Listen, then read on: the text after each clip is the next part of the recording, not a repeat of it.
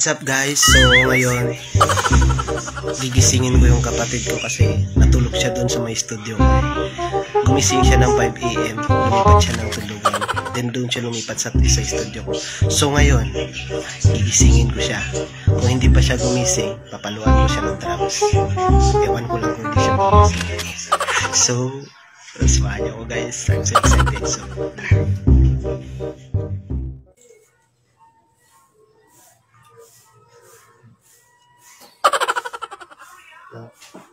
gising. Gising na. Uy. Gising na.